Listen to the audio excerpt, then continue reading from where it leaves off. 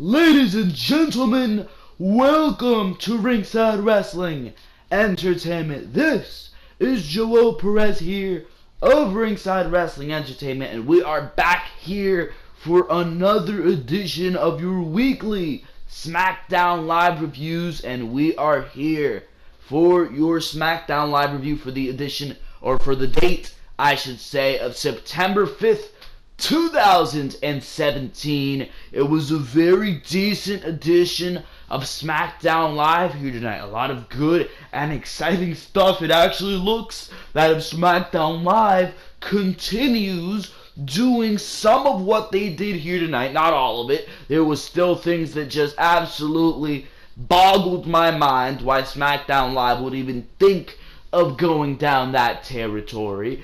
But for most of the things they did here, tonight, you're excited this week and definitely going into next week, where you're having this special Sin City edition of SmackDown Live, which is very interesting to me. Reminds me of what SmackDown Live was trying to do last year.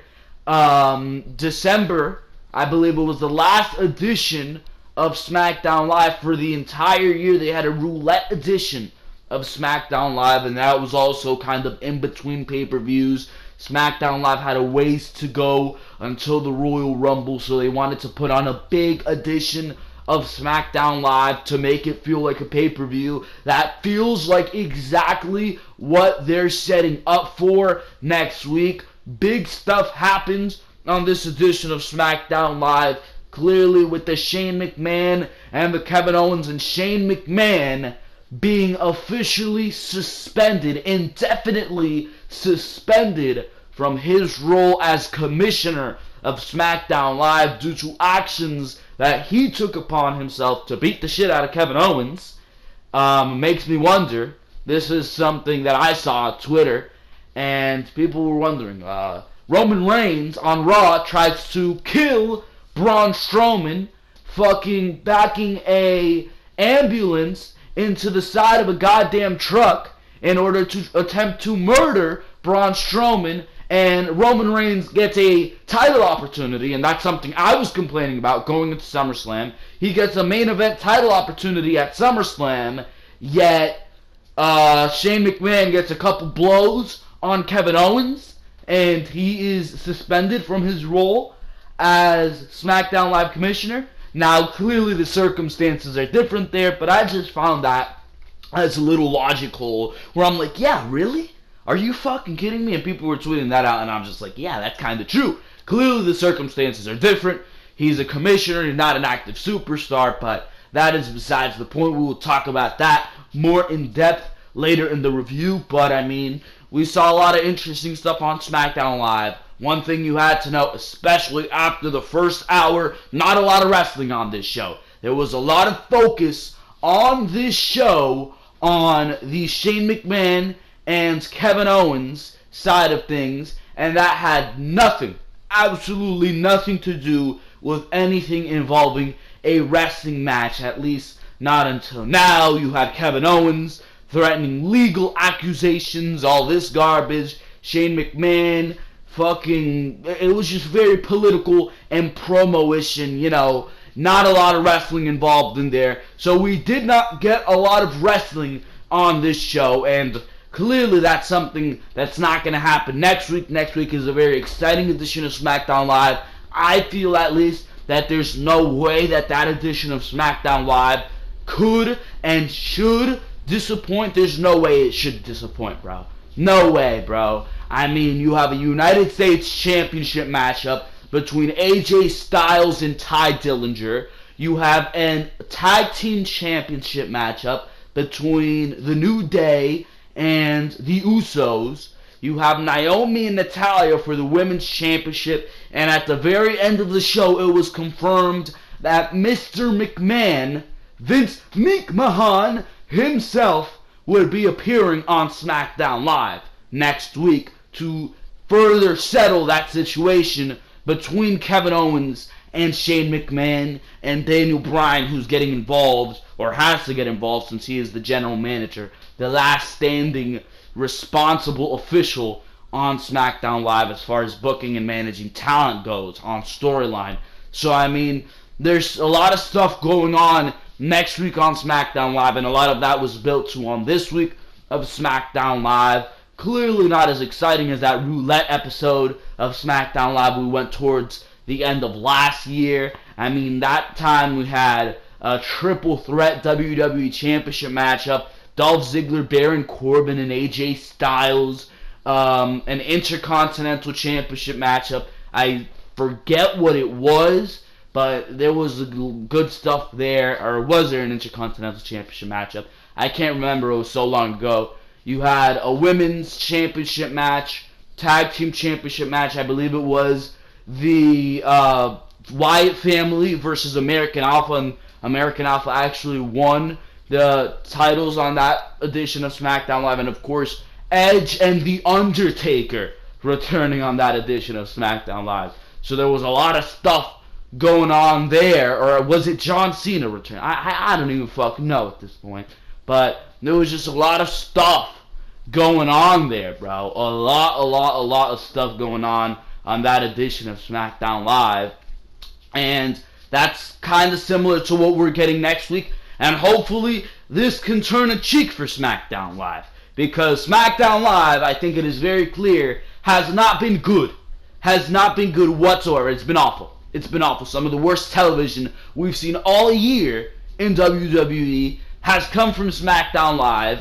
And last year and the beginning of this year, that was not the case. And you have to wonder, what so drastically changed? Was it the fact that we were going into SummerSlam and WWE not knowing what to do there? Was it the fact that I just don't know. Was there a change up in the writers? But hopefully we are finally getting back on track. I mean, we've got some interesting storylines, I guess, going into Hell in a Cell. It's going to be interesting to see what WWE does there. It looks like they're trying to wrap up some type of storylines next week, and hopefully that is the purpose that serves. But it looks like going into Hell in a Cell, we know now, it's confirmed that we're getting Shinsuke Nakamura. He did win the match with Randy Orton. Nakamura and Jinder Mahal. We're probably getting Corbin and Styles for the United States Championship, which I have no interest in Baron Corbin vying for a United States Championship. But what the hell do I know?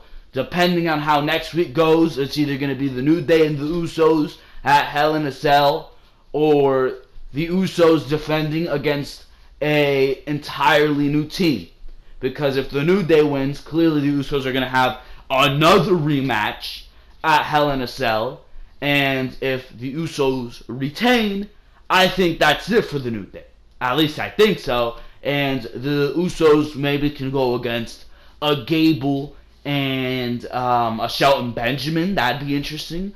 Maybe another go-around with the Fashion Police. I don't know. Really, what is there for the Usos beyond the New Day? Because SmackDown Live really doesn't have a tag team division.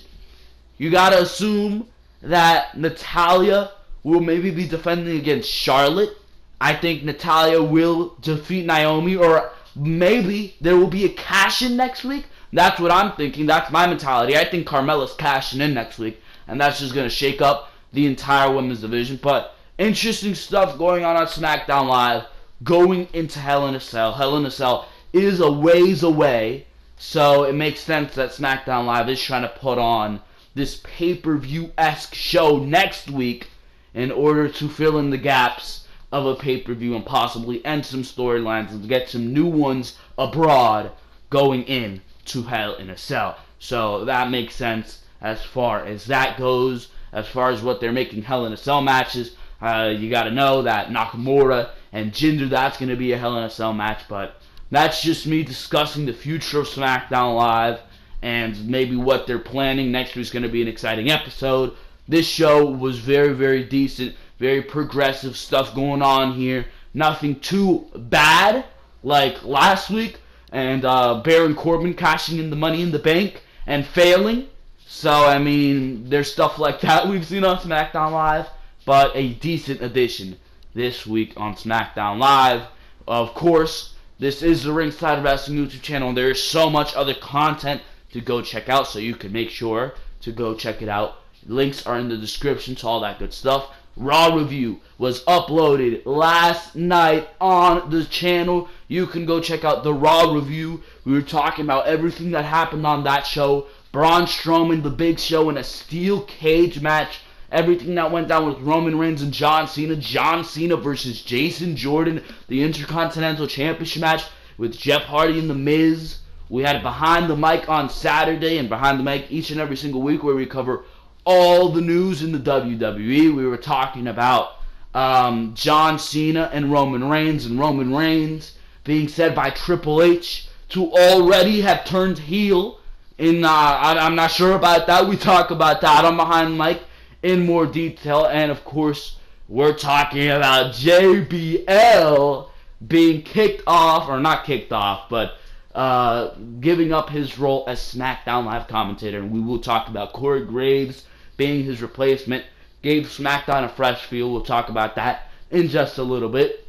You can go check out the SmackDown review of last week, and now on the Ringside Wrestling YouTube channel, the Mae Young Classic reviews. I can guarantee you that tomorrow, I did sit down and watch round 2. Tomorrow, there will be a review for the entirety of round 2. That would be episodes 5 and 6 of the Mae Young Classic on the Ringside Wrestling YouTube channel. So if you are interested on that, I know a lot of people came out to watch my reviews to the entirety of round 1, split across 2 videos. There was a review for episodes 1 and 2 of the Mae Young Classic, and a review for episodes 3 and 4 on the Ringside Wrestling YouTube channel, uploaded last week. So if you want to go check those out, links in the description to that as well. And you've got the review to round 2 coming tomorrow and being uploaded tomorrow morning on Wednesday. For now, we're talking SmackDown Live. If you like what you're hearing here, if you don't want to miss a thing on the Ringside Wrestling YouTube channel, make sure to click that subscribe button to subscribe to the Ringside Wrestling YouTube channel, not miss a thing. Notification bell as well, where you'll get those notifications every time I upload straight to your mobile device, so you don't miss a thing, because we got this tight upload schedule. Raw reviews, SmackDown reviews, Behind the Mic each and every single Saturday, pay-per-view reviews, NXT TakeOver special reviews, and now, of course, the Mae Young Classic reviews, as well as a lot of content when WWE 2K18 comes out in October. We've got the end of the year coming up in December. I do those top 10s, reflecting on what we've seen all year in the WWE. Top 10 matches, top 10 superstars for the year. I mean, just all that Raw and SmackDown report card. So we've got an exciting time of buzz for the Ringside Wrestling YouTube channel. There's no better time to subscribe than now. And of course, make sure to like this video if you like what you're hearing here, and comment what you thought of SmackDown Live here tonight. Speaking of SmackDown Live, let's talk about we saw segment by segment here. First, I would like to start off, mentioned this briefly just a couple of minutes ago. JBL is gone from the SmackDown Live commentary team, and how good it feels to have this asshole off of SmackDown Live television. Holy shit. Yeah, he's doing some great things for the kids, bro, with the Beyond thing, the Beyond charity that he has. That's all fine and dandy, but as far as him on WWE television, he was awful, bro. And Corey Graves as a replacement for JBL is so unbelievably fantastic. He does such a great job. The broadcast comes off as just fresher, cleaner, and he comes off as that more cool presence than JBL ever was. Absolutely abysmal was JBL at his job, and Corey Graves is the absolute opposite of that. He's doing a great job starting day one. He's done a great job on Monday Night Raw, did a great job when he was on NXT. I don't watch 205 Live because that show was god-awful because of the way WWE treats, if I can speak here, treats the cruiserweights. He was probably doing a great job on 205 Live as well. But everywhere Corey Graves goes, he does a fantastic job. And here tonight on SmackDown Live, he did not fail to do so again. He did a great job, made SmackDown Live sound better than it ever has, probably since the days of Mauro Ranallo commentating on SmackDown Live. SmackDown has not sounded this good when it came to the commentary booth, and that is thanks to Corey Graves, who clearly had a great dynamic on NXT with Tom Phillips as well, and he's had his history with Byron Saxton, so him shitting on both Tom Phillips and Byron Saxton is absolutely fantastic. So I'm so happy to see Corey Graves on SmackDown Live's commentary booth, but enough of that. We start off the show, and it's Randy Orton and Shinsuke Nakamura getting their jabs in here. Randy cut a promo saying that Shinsuke Nakamura is a star, but he will rise or he will fall. He says that last week he cut Shinsuke Nakamura off guard with an RKO. Orton said that no one will stand in the way of him getting his revenge on Jinder Mahal and another WWE Championship reign. Alright. Nakamura, he also got a promo saying that he respects Orton's legend, but no one will stand in the way of him winning the WWE Championship from Jinder Mahal. The pain will be felt everywhere. And he does little hand gestures. Alright, big match. Alright, I get it. At least JBL wasn't on this show screaming every 20 seconds that this is the biggest main event in SmackDown Live history. At least there was that. So, here we are. It was Carmella in the ring. We're actually in the ring at this point. It was Carmella in the ring for her match with Natalya, and Kevin Owens hilariously fucking came down here. And he says, I'm going to be the special guest referee for this matchup. He starts threatening the referee, take off your shirt, take off your shirt. And here comes Shane McMahon this week to stop it. And this was a fantastic segment, no doubt about it. Shane McMahon came out saying that he came out here to shut this down, saying that Kevin can't come out here and make himself a special guest referee or a referee in general whenever he wants. He has been patient every turn with Owens. But one thing that he needs to stop doing is blaming Shane for his losses. Bringing up SummerSlam and 2 weeks ago on SmackDown Live, Shane McMahon just said, that's your fault, bro. That's your fault.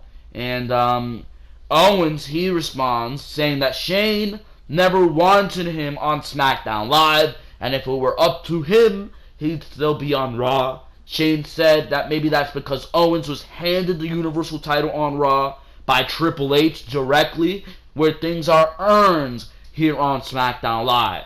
He asked Shane why Shane has a need for this spotlight, for this attention. Was it because his father didn't put enough attention on him as a kid? He asked why Shane needs to bring out his kids to dance along with him and his theme music. Shane's like, you never talk about my goddamn kids. Owens just continues fucking ripping down Shane McMahon. He says, why do you feel the need to jump off this Hell in a Cell? Oh, look, Daddy, I can survive this. Why do you feel the need to be in a helicopter crash? Oh, look, Daddy, I can survive this. And then Owens just goes completely dark here, and he's like, to be honest, your family, your entire family, would have been better off if you hadn't survived that crash. I was like, oh shit, bro, Owens is going there. He says his dad would be better off, his wife would be better off, and his kids would especially be better off. At that point, Shane snapped. He started beating the shit out of Owens, sends the guy over the announce table. He goes over the announce table himself, continues to beat down on Owens. Security gets there. Shane is unglued.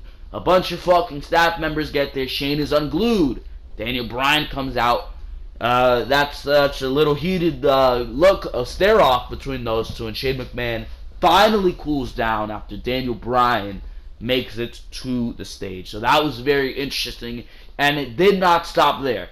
This went on through the entire night. The segment was fantastic. I loved how Kevin Owens just got down and dirty with it. He was not afraid, no matter how untrue it is, he was not afraid to cut Shane down and get personal with it. And that's why I say that Kevin Owens right now is one of the only true heels in the WWE. And this led to a very interesting storyline now. There was a lot of investment in this because I was like, how the hell are they going to do Kevin Owens versus Shane McMahon? Are they going to go the AJ route where Kevin Owens just randomly attacks Shane McMahon for some fucking reason? Are they going to go that route where Kevin Owens is so disgruntled that he attacks Shane McMahon? Kevin Owens hasn't laid a finger on Shane McMahon. They went out about it a more interesting route. It's Shane McMahon who laid his hands on Kevin Owens. The official laid his hands on the superstar, and there were consequences to suit. So that made this more interesting of a dynamic. I thought they were just going to go the same way with Kevin Owens being the disgruntled employee, but they kind of made Kevin Owens look like a fucking genius here. And Owens, he used his words to get under the skin of Shane McMahon. And after this, we came back from commercial break, I believe, and Owens, he was a fucking mess, being helped to the back by referees. Daniel Bryan came up to him and apologized for what Shane did. He recognized that Shane McMahon was at fault for this, with Owens saying that Bryan better pray for his job while he still has it, because this is going to become the Kevin Owens show, literally, saying that he's going to sue Shane, the WWE, and every member of Shane's family. Bryan asked if there was a better way to handle this with Owens, and Owens like, you're right, there is a better way to handle this. I'm going to press criminal charges on Shane McMahon. And fucking Daniel Bryan's just like, holy shit, we're in a fucking hot tub of water right now, bro. A hot tub of water. So they did not let this loom over you for the entire night. There was another segment on top of this, which we will get to. But for now, we go to Carmella versus Natalya. Now, this match was really nothing. There was a lot of nothingness in this matchup. Until James Ellsworth, this fucking goon, this buffoon, this idiot, I don't have enough adjectives to describe him. Oh wait, Carmella has one for you. Carmella has one for you because she called James Ellsworth a genetic defect after this matchup. We'll get to that, but James, he made a mistake here, dropping the Money in the Bank briefcase in the ring when Carmella did not have the match won. Carmella's like, no, ref, I am not cashing in. I don't know what this idiot is fucking doing. Get that shit out of here. And while she has Natalya in her hand still, Natalya is still down off a super kick that Carmella gave her. They made Carmella look like an idiot here too. She starts yelling at James still. That distraction allows Natalya to get the roll up and pin the woman holding the Money in the Bank. So Natalya's fucking gone out of here. And Carmella's just like, she's snapped. And after the match, Carmella told Ellsworth not to apologize. You don't have to apologize. Because I know you're sorry. A sorry excuse for a human being, you piece of fucking shit. Carmella goes at James Ellsworth here. She called him a genetic defect. I started fucking dying when I heard that.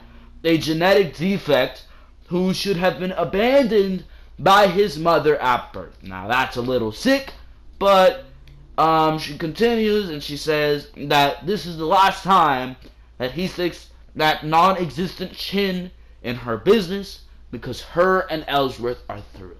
I'm like, finally, Carmella dropped this buffoon. We're finally not going to have to see this asshole on television. No more does. But WWE fucked this up by the end of the night. And I feel like an asshole, a dumbass, because that right there is a duh that WWE was going to fuck this up by the end of the night. Because by the end of the night, Carmella was kissing James Ellsworth and then slapping him right after. What the fuck that means, I don't fucking know, but we will get to that. We go to this ridiculousness. I don't even know what to think of this fucking segment, bro.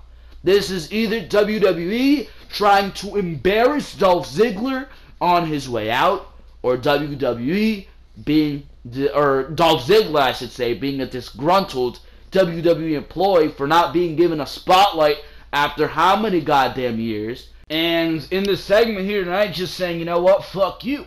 Now, I don't think that was the fucking case, but let's go over it, bro. Let's go over it, and I will let you guys be the fucking judges of this segment, because this was WWE trying to embarrass Dolph Ziggler, is what some people were saying on Twitter, but at the same time, either Ziggler fucking made the segment come off so fucking well that he just didn't make it look embarrassing, or, I mean, he's just fucking angry.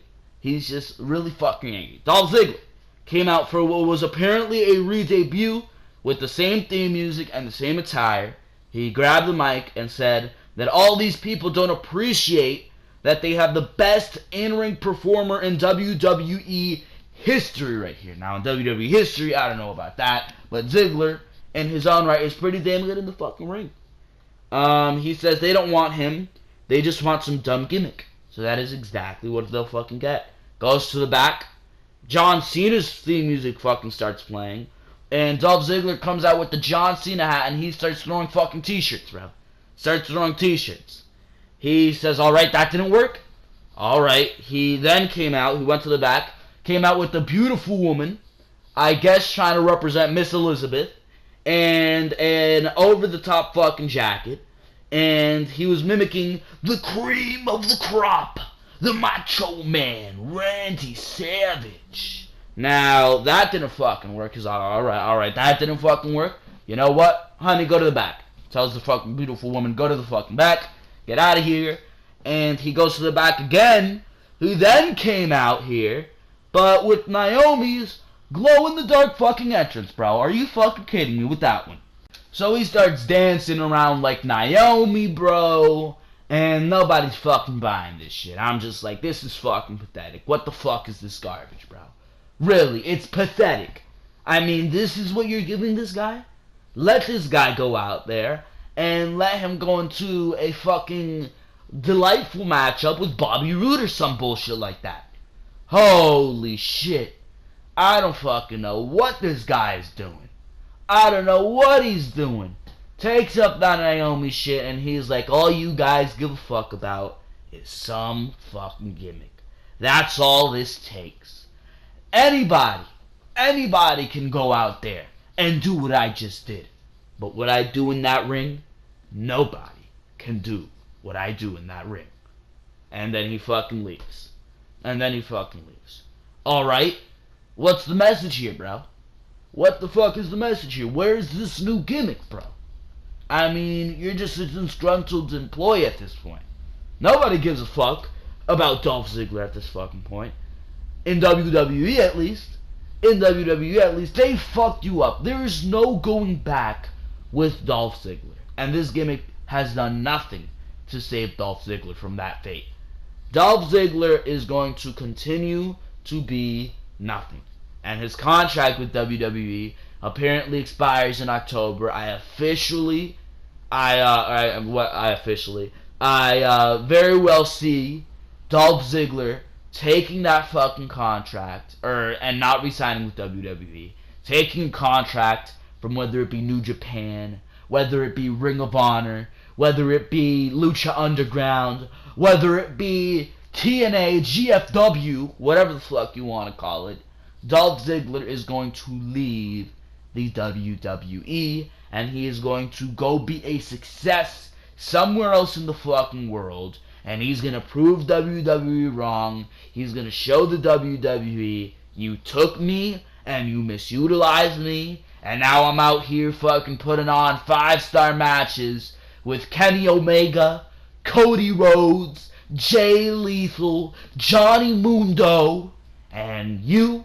What the fuck did you do with me when there was a roster of guys like Sami Zayn, Bobby Roode, AJ Styles, fucking Kevin Owens? What did you do with me? You fucking wasted me. And now I'm here and the independents proving you wrong day by day. And then at that point, WWE is going to be scratching, clawing, wishing they still had Dolph Ziggler on their appointment list. But what is it going to be?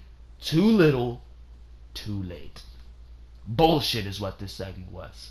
Absolute bullshit. While I was fucking reviewing this segment, I realized it. Bullshit. Dolph Ziggler's fucking better than this. Fucking wants to go to New Japan right now. I'm sure the Bullet Club would love to have Dolph Ziggler in their fucking faction, bro. He'd fit right in, bro. Right in with the fucking Bullet Club. He'd go hand in hand in GFW. I'd love to see a fucking World Championship match between Johnny Mundo and Dolph Ziggler. WWE doesn't want to utilize Dolph Ziggler. Doesn't want to make him the star that he can be. Dolph Ziggler doesn't need the WWE. He can fucking make just as much money and a bigger name for himself outside of the WWE. And guys like Cody Rhodes, guys like the Young Bucks, guys like Kenny Omega have proven that year by year, week by week, month by month, day by day, minute by minute, bro. Minute by minute. Let's move on here. Where the fuck are we here? Where the fuck are we? Aiden English versus Sami Zayn. Sami Zayn another one, bro. Sami Zayn another one. Holy shit. Sami Zayn misses a crossbody. Aiden gets a schoolboy on Sami Zayn to win. Aiden English beats Sami Zayn. And I'd like you to fucking emphasize this. Aiden English beats Sami Zayn in 1 minute. 1 minute. Are you fucking kidding me? Holy shit. I love this show, right? You've gotta be fucking kidding me. They are wasting Sami Zayn on SmackDown Live. You know how fucking long this match would have gone on NXT. On NXT, this match would have easily gotten 15 minutes. This match wouldn't even be happening on NXT because Sami Zayn on NXT would be contesting with Drew McIntyre, Adam Cole, and he'd be being trained by fucking Shawn Michaels in the Performance Center. I think Sami Zayn would be better off in NXT. No, he's got to stick on the main roster, losing to fucking Aiden English in 1.5 minutes. A roster that has Bobby Roode. Sami Zayn is outcasted to being beat by Aiden English and then just chasing him around the arena like it's a fucking schoolyard. You've got to be fucking kidding me with that one. Garbage. Garbage, bro. Absolute fucking garbage. The Usos and the New Day found themselves in Daniel Bryan's office, where they announced that next week on SmackDown Live, the Usos would face the New Day in a Sin City street fight for the tag team titles. Alright, fine with that. Gonna be a great match, no doubt about it. Gonna be physical. The Usos are the best tag team on SmackDown Live. Cannot wait. What was interesting here is that Daniel Bryan then got a phone call from someone, later revealed to be Vince McMahon, or Vince McMahon, and was told to go do something in the ring, asking if there was any other way. By the end of the conversation, however, Daniel was saying that he would do whatever it was right away. Daniel Bryan came out with a stern look on his face, no theme music, and asked for Shane McMahon to come down to the ring. Daniel asked Shane what he was thinking with Shane saying that things obviously got out of control. Daniel asked Shane if he remembered last year on Talking Smack when Miz would just cut him down, telling him he would never wrestle again shortly after he retired. On so many occasions, he wanted to say, screw the WWE. Screw this position. He just wanted to headbutt the Miz so hard, right in the face. But Shane himself told him that he must put the WWE first. He must put the roster first. Shane said that he takes full responsibilities of his actions, and when someone talks about his family, he goes into a blind rage, saying that Bryan just had a daughter, and if it were the other way around, he's sure that Daniel would do the same. Bryan said not to put him in that situation because Shane not only put his job on the line, but he put the jobs of the entire WWE roster on the line because Owens is legally threatening the WWE. Shane said that he would handle things with Owens, with Bryan saying that it's too late for that since he was on the phone with Vince McMahon, who told him that Shane is suspended indefinitely from SmackDown Live's commissioner role. Now, clearly, that has big implications, and there's no doubt in my mind that this is leading to a Team Shane versus Team Kevin Owens for the control of SmackDown Live, or Shane McMahon is going to be putting on the line, or some bullshit, I don't fucking know. Owens gets a title shot or some shit, or Owens gets something. If Shane McMahon wins, he is granted position as SmackDown Live general manager, and that's going to take fruition at Survivor Series. I can easily see that happening. Very easily see that happening with what SmackDown Live did here tonight. The implications are big enough. They made this storyline really, really big, and I appreciate it. I'm very invested in it. It's different. It's different every single week. What we're seeing here next week, we're seeing Vince McMahon come out. This week we saw Shane McMahon be stripped of his position. Shane McMahon beating the shit out of Kevin Owens. Last week we saw fucking Kevin Owens going around fucking being a fucking referee for fucking matches. The week before that, AJ Styles versus Kevin Owens in a fucking matchup to determine a United States champion, with Owens picking the referee. There's fucking layers to this, and it's interesting. And now Shane McMahon has been removed of the role of commissioner SmackDown Live, whichever way this goes. Maybe this can also lead to a superstar shakeup. Crazy shit going on with this situation.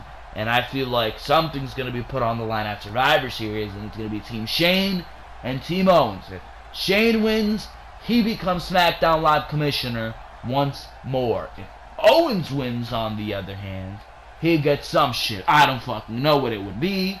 Maybe he gets fucking control of SmackDown Live. I think that's too fucking crazy. Maybe Owens gets a title shot at the WWE Championship. I don't fucking know. But things looking interesting on SmackDown Live for the time being. Shane McMahon removed from his position as SmackDown Live general manager. We go from that crazy segment to Jinder Mahal, the modern day Maharaja. He was interviewed saying that he doesn't care who wins the number one contender match tonight, saying that he's already beaten both Randy Orton and Shinsuke Nakamura. He says there's a reason why the New York Times is writing about him to represent Asia over Shinsuke Nakamura. He says he's the greatest WWE champion of all time. Again, that's fucking bullshit right up the asshole, bro. But, he says, will it be Randy's RKO or Shinsuke's Kinshasa? So, may the better man win and later fall to the modern day Maharaja. Alright, who gives a fuck, bro? Who gives a fuck? The modern day Maharaja. You're losing your WWE Championship at Hell in a Cell. I think there's no doubt about that. No doubt about it. Baron Corbin versus Ty Dillinger. Wow. Ty Dillinger on TV 2 weeks, soon to be 3 weeks in a row. We're on a streak. You still don't have him in his first official feud, but I mean, at least he's on television. Holy shit.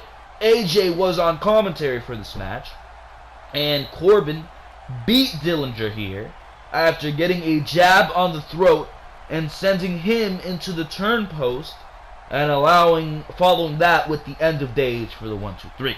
Now, if this was NXT, this would have been a 20-minute main event slotted match, and it would have been the best match all week on WWE programming. But this is SmackDown Live, and clearly that wasn't the case. But there was an announcement that filled me with glee after this match was over, because backstage, Styles said it was a good showing. He was talking to Dillinger here. He says it was a good showing, but Corbin is a cheap shot artist. So next week in Sin City, the United States Open Challenge is open only to Dillinger, which is an idea that I find, I'm sure all of you find, and Dillinger found phenomenal. Moving on here, we go to this bullshit. Carmella was backstage with Mr. Ellsworthless, and after that great segment that we saw where Carmella fucking verbally buried James Ellsworth and fucking pretty much told him that he is a disorder, it was all fucking taken away from us because Ellsworth was apologizing and saying that he probably belongs in a zoo, and Carmella said from now on we do things her way, and then proceeded to kiss Ellsworth, and right after that slapped him in the face. What the fuck? Are you fucking kidding me, bro? Who books this garbage? That is my question. Who books this garbage? Randy Orton versus Shinsuke Nakamura. This was a very good number one contender match. No doubt about it. No doubt about it. Yeah, there was that same commercial in between it. Garbage, like 2 commercial breaks in between this huge main event, bro.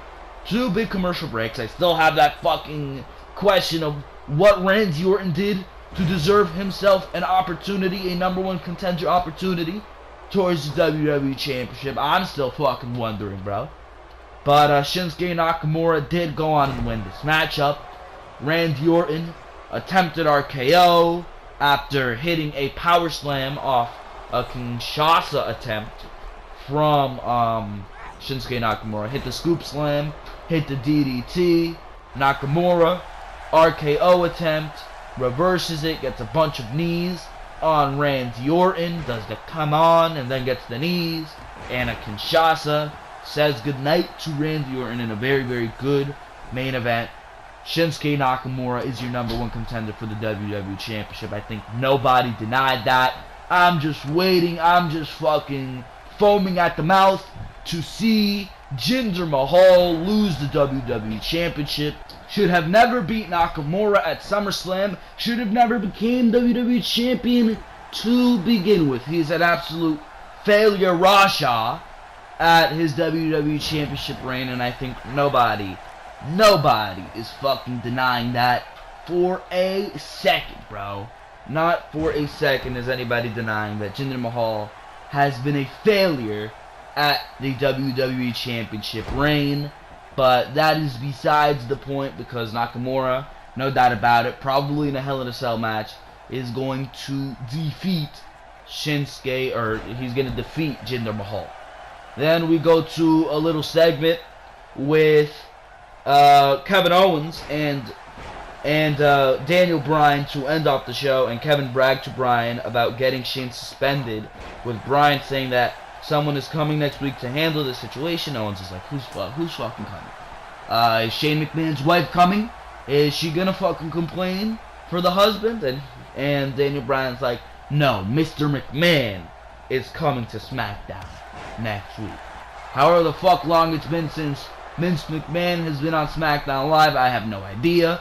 Clearly it's going to be exciting, to say the least, to see what Vincent Kennedy McMahon does on SmackDown Live next week. I don't think there's much more to say based on the situation.